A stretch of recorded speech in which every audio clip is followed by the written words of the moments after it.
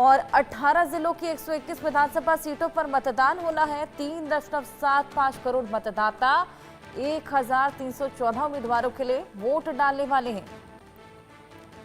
तकरीबन आधे घंटे का समय बचा है और उसके बाद ये वोटिंग की प्रक्रिया शुरू हो चलेगी। कई जगहों पर लोग पहले मतदान फिर जलपान की नीति अपनाते हुए पहले से ही वोटिंग सेंटर्स पर पहुंच चले हैं और सुबह हमने देखा है कि अधिकतर लोग वोट डालना पसंद करते हैं। सुबह से ही लोगों की कतारें लग जाती हैं। 121 सीटें होने वाली हैं, जिसमें 1314 उम्मीदवारों की किस्मत आज ईवीएम में कैद होगी, जिसमें से तमाम दिग्गजों के नाम भी शामिल। बिहार विधानसभा चुनाव 2025 लोकतंत्र का महापर्व, जिसका आज आगाज हो गया है। पहले फेज के लिए आयोग ने बूथ पर 100% वेबकास्टिंग, नई मतदाता सूचना पर्ची की सुविधा, ईवीएम नेट ऐप के माध्यम से मतदाता रिपोर्टिंग, तकनीकी नवाचारों को भी लागू किया है। और हमारे तमाम सहयोगी अलग अलग जगहों से हमें अपडेट्स दे रहे थे। इसी बीच राघोपुर से शिखा सलारिया हमारे साथ जुड़ी हैं। आइए उनके पास चलें और जानकारियां लें। शिखा, अगर हर साल के मुकाबले देखा जाए, हर बार के मुकाबले देखा जाए, तो इस बार क्या कुछ नया वोटिंग सेंटर्स पर देखने को मिल रहा है? क्या कुछ नई फैसिलिटीज? जी बिल्कुल। देखिए, कल की बात अगर हम करें, जब पोलिंग पार्टीज रवाना हुई तो उन्हें स्पष्ट निर्देश दिए गए थे। इस बार जो कैपिंग होगी वोटर्स की प्रत्येक बूथ पे, वो 1250 के नंबर तक रखने की बात की गई है इलेक्शन कमीशन के द्वारा। और इसके लिए 5600 से अधिक पोलिंग स्टेशन ऐसे हैं जहां पर इस तरीके की तैयारी की गई है, ताकि जो वोटर्स का नंबर है, जो उनकी संख्या है, वो 1250 प्रति बूथ से ऊपर ना जाए। और कल हमने देखा 14 ऐसी असेंबली कॉन्स्टिट्यूएंसीज थी जिनमें 25,000 से ज़्यादा पोल ऑफिशियल्स जो है उनकी तैनाती की बात हुई और सभी पोल अधिकारियों को रवाना किया गया। जब उनकी रवानगी हुई तो हमने देखा कि 4 पोल कर्मियों का एक ग्रुप, उस प्रत्येक ग्रुप को वीवीपैट पकड़ाए गए, उनको जो है सील्ड लिफाफों के अंदर, सील्ड बक्सों के अंदर वीवीपैट मशीनें और इंडेलिबल इंक, जो इंक इस्तेमाल की जाती है वोटर के,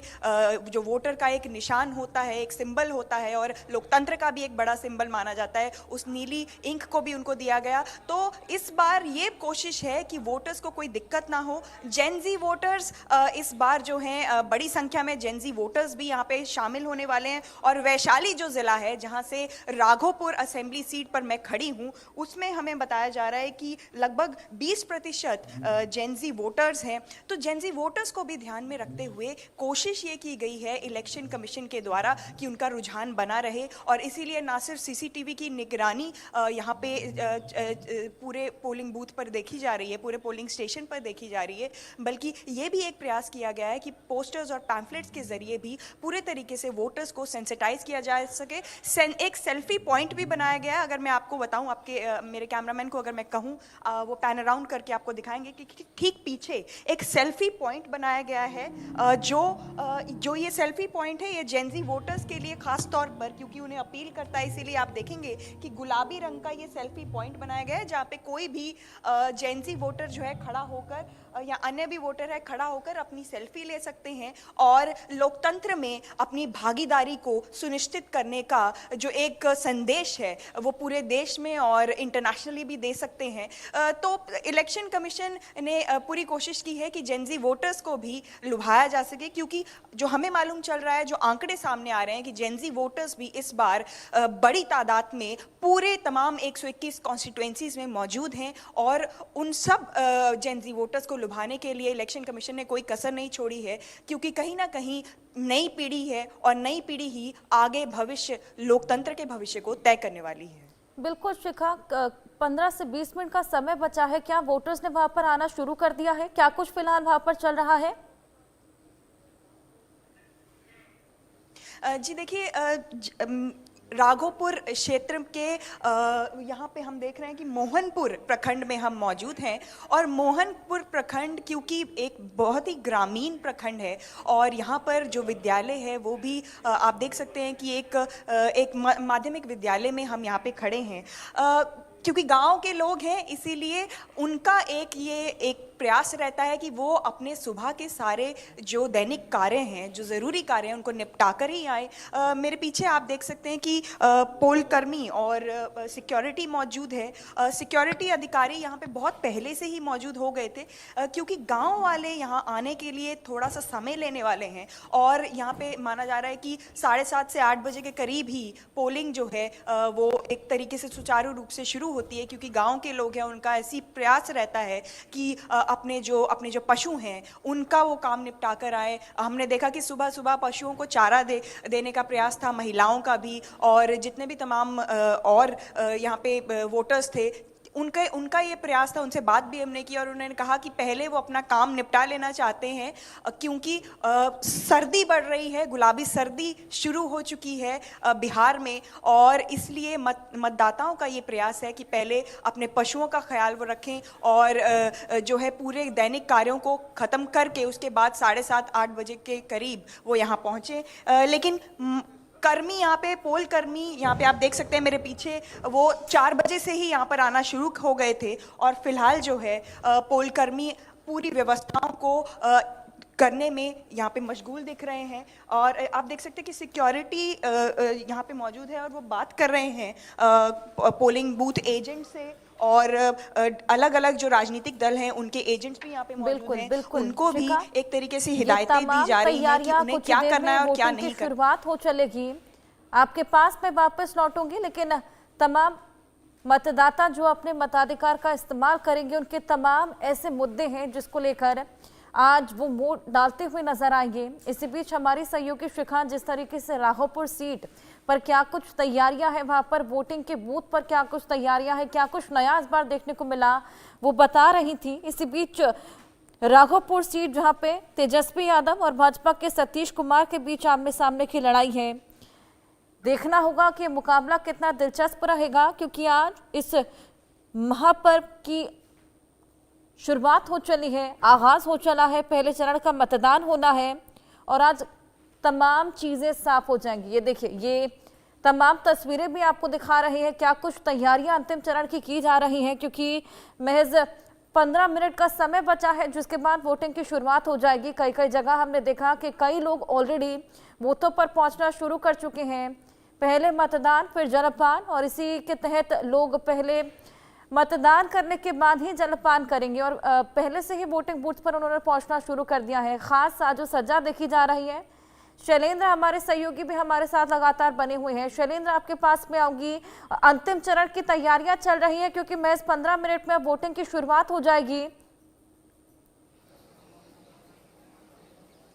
जी बिल्कुल, वोटिंग की शुरुआत हो जाएगी और तस्वीर देखिए ये है, यहाँ पर एक दो जो मतदाता हैं वो भी अब आना शुरू हो गए, लेकिन तैयारियां देखिए यहाँ पर जो कहे कि सामने जो है हेल्प डेस्क बना हुआ है, विशेष बूथ है और इस यहाँ पर पानी से लेकर यानी पेयजल से लेकर हर तरह की सुविधा यहाँ पर दी गई है। और जो तैयारियाँ चल रही यानी बीएलओज यहाँ पर हैं, देखिए मतदाता पर्ची लेकर ये आ गई है, तो ये यहाँ पर वोटिंग के लिए अब धीरे धीरे यानी कि विशेष बूथ है और यहाँ पर जो वोटिंग के लिए लोग जो है यानी कि वोटर्स, चूंकि लोकतंत्र का महापर्व है उसके लिए तमाम लोग आने लगे हैं और साफ तौर पे है कि वोटिंग अब से कुछ ही देर, जैसा बात कहा कि आपने शुरू होगी, अब चंद मिनट बचे हैं और अंतिम समय की जो तैयारियां हैं वो तैयारियां की जा रही हैं और एक एक चीज़ यानी कि जो निर्देश हैं वो दिए जा रहे हैं और जो तमाम अधिकारी हैं यहाँ पर, सुरक्षा बल हैं, उनकी तैनाती यहाँ पर है। तो ये कह सकते हैं कि अब कुछ ही देर में जब वोटिंग शुरू होगी तब यहाँ पर लोग जो आकर मतदान करेंगे। और जिस तरह से कहा गया कि आज 8 बजे के बाद यानी 8:30 से 9 के बीच में जो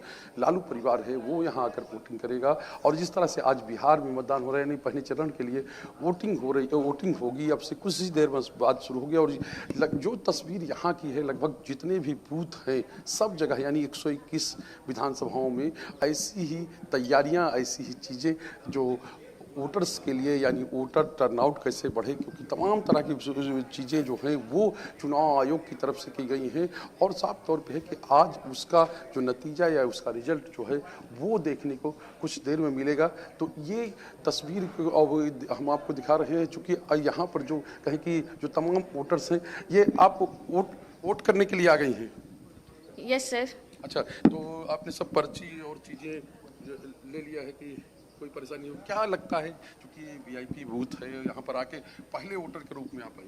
हाँ सर, क्योंकि मुझे हॉस्पिटल ड्यूटी के लिए निकलना होता है, तो सर इसलिए मैं सुबह सुबह वोट देने के लिए आ गई, क्योंकि वोट देना बहुत ज़रूरी है ताकि हम एक पार्ट बन सके गवर्नमेंट को चूज़ करने के। चूज करने के पार्ट बन सके। मन में क्या चल रहा है, किस तक क्या कोई मुद्दे हैं, चूंकि आप एक कर्मचारी हैं? मेरा मुद्दा सर यही है कि अनएम्प्लॉयमेंट को यहाँ से मतलब अनएम्प्लॉयमेंट को सर थोड़ा कम मतलब करना चाहिए और एम्प्लॉयमेंटी को बढ़ाना चाहिए सर। एम्प्लॉयमेंट को बढ़ाना चाहिए, और इस बार सब दलों का मुद्दा भी ये रहा है। Yes. तो लगता है कि अब जब आज मतदान होगा, जब नई सरकार बनेगी, तो चीजें फोकस में रहेंगी। हाँ सर, बिल्कुल। तो आप यही मन में रख के जा रही हैं? हाँ सर, अब करना तो चाहिए सर। अब हम तो गवर्नमेंट से यही उम्मीद रख रहे हैं इस बार कि नहीं, जो हमारी नई सरकार बनेगी या फिर जो भी सरकार बनेगी, हमारी इच्छा को वो पूरा कर सके। अच्छा, ये एक यूथ की मांग है। Yes sir. तो एक यूथ की मांग यही है, और इसीलिए जो पहले वोटर के रूप में ये यहाँ आ गई है। तो अभी कुछ देर में जब पोलिंग शुरू होगी तो ये पोलिंग करेंगे, यानी मतदान करेंगे। और देखिए, अब सब अंतिम व्यवस्थाएं, यानी अंतिम रूप धीरे धीरे ये दिया जा रहा है। और यहाँ पर जो 7 पोलिंग बूथ बने हुए हैं वेटरनरी कॉलेज में, हम आपको पहले मैंने दिखाया कि किस तरह से यहाँ पर जो कहें कि रेड कारपेट से लेके हर चीज़ें यहाँ पर की गई हैं, यानी कि पूरी तैयारी है, मतदाताओं को किसी तरह की असुविधा नहीं हो। ये पुस्तकालय भवन है, और यहाँ पर आकर लालू परिवार वोट देगा। सामने प्रशासनिक जिस भवन है, तरीके वहाँ से पे रेड कार्पेट यहाँ पर बिछाया हुआ है, तमाम तरह की व्यवस्थाएं वहाँ पर देखने को मिल रही हैं। क्या कुछ अलग इस बार?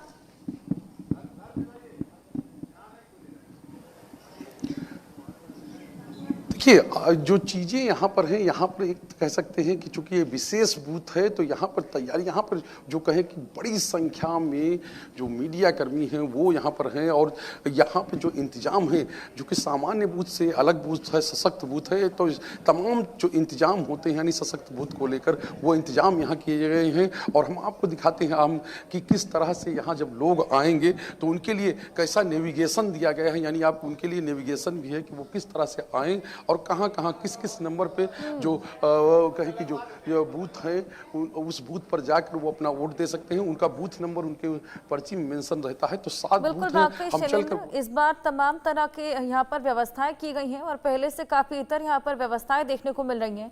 आइए मुंगेर लिए चले आपको। मनीष हमारे सहयोगी वहां से हमारे साथ लगातार बने हैं। मनीष, मुंगेर पर तो हमने एक ही दिन पहले उलटफेर देखा था, जिस तरीके से बीजेपी के समर्थन में उतर आए थे संजय सिंह, ऐसे में बड़ा उलटफेर वहां पर हुआ था। और आज अब वोटिंग होनी है, तो क्या लगता है, क्या कुछ बदला हुआ नजर आएगा?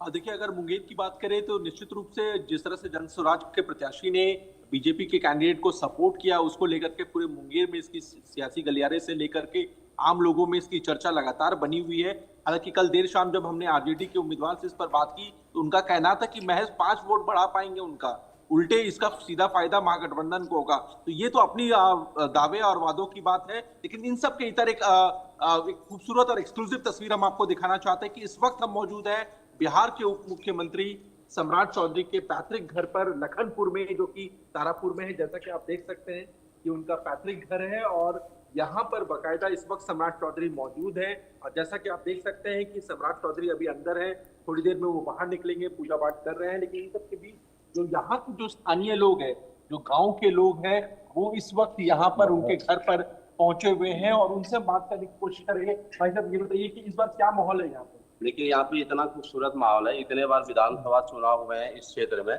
लेकिन एक बार क्या है, मुख्यमंत्री बनाने की होड़ में बहुत ज्यादा उत्साह है यहाँ पे। और बहुत सारे जितने भी हमारे जिस समाज के लोग हैं, सब बहुत उत्सुक हैं। ऑलरेडी बहुत सारे काम है, जो एक्सपेक्टेशन रहता है कि विधायक जी बनने के बाद यहाँ आएंगे, लेकिन विधायक जी मतलब उसके पहले ही यहाँ पे सारे चीज यहाँ पे आ चुके हैं। बहुत सारे हवाई अड्डे आ गए, रेलवे का हो गया, स्टेडियम हो गया, ये सारे चीज आ चुके हैं। और हम लोग बस एक ही गुजारिश है कि जैसे दिल्ली में केंद्र में बीजेपी की सरकार है, बिहार में भी बीजेपी की सरकार हो। और यहीं पे जैसे एक जगह दिल्ली, वहाँ के योगी जैसे फेमस है, हमारे लिए सम्राट चौधरी जी यहाँ पे बहुत सारे फेमस हैं, जो पूरे बिहार का विकसित बिहार जो बोल रहे हैं, वो विकसित बिहार बनाने का वो काम करेंगे। हम लोग उसी उम्मीद से आज पूरे तारापुर जितने सारे क्षेत्र हैं, सबको हम लोग मिलजुल के, और लगभग हमें आशा है कि ये लगभग 70,000 वोट से लीड करेंगे। आप बताइए, आपका क्या नाम हुआ? पुनीत चौधरी जी, इस बार क्या माहौल है? एकदम घना, कहीं कोई दिक्कत नहीं, एकदम हम लोग सीएम बनाएंगे। इस बार विधायक ने सीएम चुनकर भेज रहे हैं। हाँ, और यहाँ कोई तरह का दिक्कत नहीं है, सब ठीक एकदम घना है, हाँ। कहीं कोई दिक्कत नहीं। तो बिल्कुल आप ये देख रहे हैं कि ये सम्राट चौधरी का पैतृक घर है, जहां पर सम्राट चौधरी इस वक्त मौजूद भी है। और जैसे कि आप देख सकते हैं कि जो आम लोग हैं, जो स्थानीय वोटर्स है, वो ये कह रहे हैं कि इस बार सम्राट चौधरी को न सिर्फ विधायक के रूप में वो बिहार के विधानसभा में भेजेंगे, बल्कि इस बार उन्हें वो मुख्यमंत्री के रूप में वोट भेज रहे हैं, क्योंकि यहाँ पर जब देश के गृह मंत्री अमित शाह कैंपेन करने के लिए आए थे तो पब्लिक के बीच में उन्होंने कहा सम्राट चौधरी पर भी भरोसा जताते हुए लोग नजर आ रहे हैं। हालांकि क्या कुछ होगा वो तो जल्द ही साफ हो जाएगा। कुछ ही देर में वोटिंग की शुरुआत भी हो जाएगी। महज 10 मिनट का समय बचा है। आनंद सिंह हमारे सहयोगी मोकामा से हमारे साथ जुड़े हैं। आनंद, मोकामा तो एक बेहद हॉट सीट बनी हुई है। आनंद सिंह की यहाँ से गिरफ्तारी हुई है, क्या लगता है यहाँ पर इस गिरफ्तारी के बाद क्या कुछ बदलता नजर आएगा और फिलहाल क्या कुछ वहां पर व्यवस्थाएं?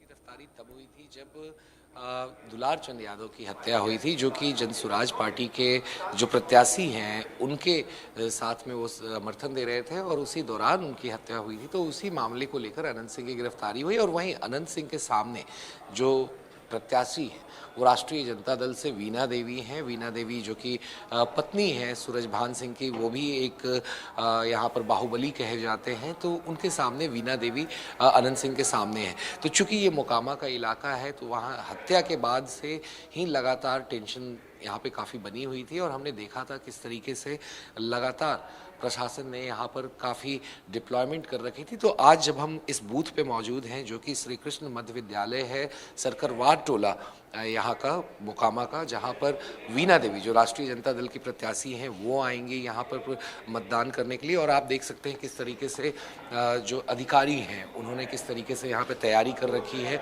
यहाँ पे प्रवेश द्वार है और फिर एक निकास द्वार है, यानी एक द्वार से अंदर मतदान करने जाएंगे मतदाता। और आप देख सकते हैं किस तरह से सारे अधिकारी उन्होंने प्रिपरेशन कर रखी है। उस तरफ ईवीएम मशीन रखी गई है, यहाँ पर वो अपने नाम जांच करने के बाद उनको आगे भेजा जाएगा मतदान करने के लिए।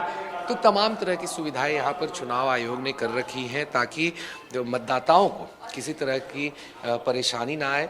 मगर जिस तरीके से मोकामा में पिछले कुछ दिनों में हालात बदले हैं, क्योंकि नीतीश कुमार की जो राजनीति रही है वो सोशल इंजीनियरिंग पे रही है, मतलब गैर यादव और कुछ छोड़कर उन्होंने फॉरवर्ड्स, महादलित, दलित, ईबीसी पे फोकस करके उन्होंने अपना एक वोट बैंक बनाया है सोशल इंजीनियरिंग के तौर पे। और 2 दशक से वो लगातार इसी सोशल इंजीनियरिंग को लेकर वो सत्ता में बने रहे हैं। तो अब देखना होगा कि कितना महत्वपूर्ण ये मतदान है, क्योंकि देखिए कुछ मतदाता भी आ गए हैं, बुजुर्ग हैं, वो आ चुके हैं मतदान करने के लिए।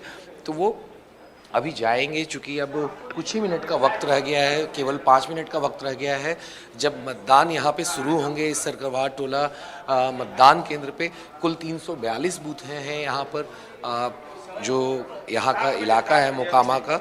तो वहाँ पर लोग आने शुरू हो गए हैं, चूँकि यहाँ टेंशन्स भी थे।